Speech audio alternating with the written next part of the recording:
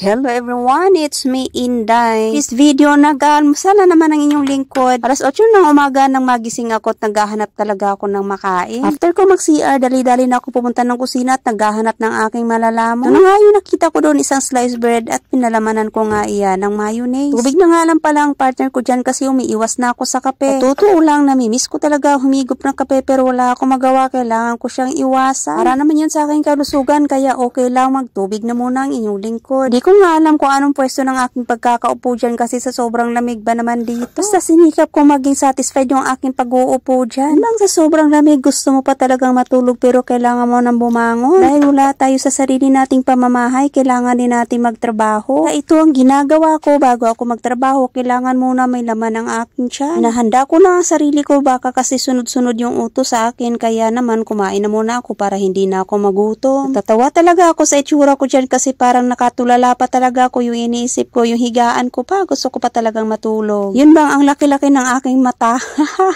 Iniisip ko kasi dyan kung nasa amin lang ako, kung nasa bahay lang ako. Hindi pa talaga ako babangon sa mga oras na iyan. Aminin nyo, pag umuwi kayo sa inyo, ganun din ang ginagawa nyo. Kasi ako, pag umuwi ako, babangon lang ako hanggat gusto ko. Pag gusto ko pang matulog, ay tutulog talaga ako. Pero dito sa ibang bansa, dahil nga nangangamuhan ka, ay bangon lang. Baka hindi masahuran pag hindi ka magtrabaho. Para talagang wala ako sa sarili dyan habang kumakain. Hindi kasi ako nasasarapan sa aking kinakain, guys. Ang iniisip ko na lang, basta malamnan yung aking tiyan. Kahit ano pang lasa nito, sige, gora lang ako. Kailangan ko ng tibay at lakas, resistensya at loob. Ano ba yon? Bear Brand? Basta nakatulala lang talaga ako dyan, pahabang kumakain. Ano ba naman kasi habang kumakain ako, pumasok na naman sa utak ko yung mga gastusin. Hindi pa nga dumating yung sahod ko, kinikwenta ko na kung magkakakasya ba. Ay nako, napakahirap talaga mag-budget. Lalo na't wala ka namang babudgetin. Pero nagpapasalamat na rin ako dahil nga ito sumasahod pa rin ako. At least may napagkukunan ako sa pang-araw-araw doon para sa panggastusin nila. Kaya kung anong mayroong trabaho tayo ngayon, mahalin lang natin ito. Ayan, kumikirig-kirig pa talaga ako dyan kasi malamig talaga. O, hindi ba napapansin ko lang basta maliwanag talaga dito ang sikat ng araw, pumuputi yung aking mukha sa camera.